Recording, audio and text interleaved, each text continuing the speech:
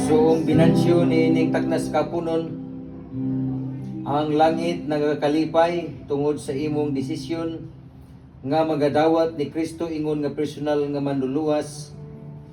Sa pagkamalipayon, ako nga ministro sa mayong balita sa Iglesia Adventista del Sétimo Día, magabautismo kanimo pinagi sa ngalan sa Amahan, sa Anak ug sa Espiritu Santo.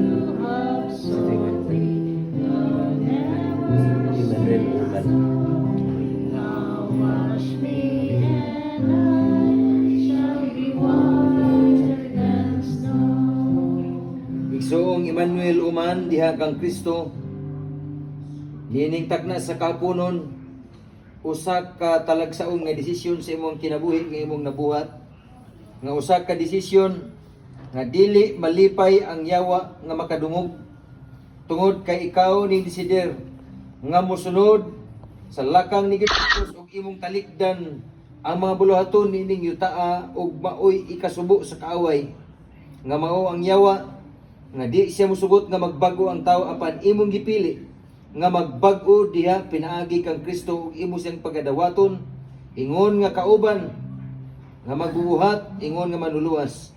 Pinaagi niini ako nga ministro sa maayong balita sa Iglesia Adventista del Sétimo Día, sa pagkamalipayon magabautismo kanimo pinaagi sa ngalan sa Amahan, sa Anak ug sa Espiritu Santo.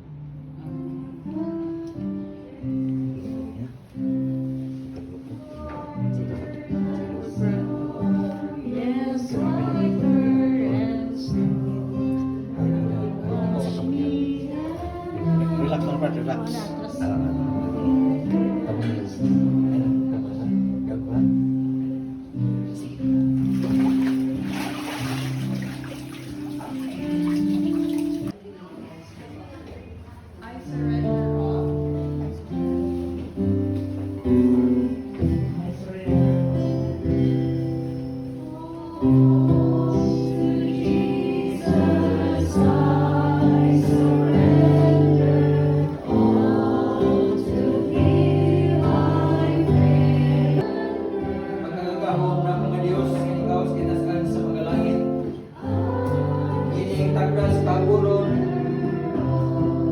Ang langit tungod sa kalipay ining duha ka mga hanining kalag nga ning desisyon nga magadawat diha kanimo ingon nga personal nga manunubos gikan ining adlaw Ginoo.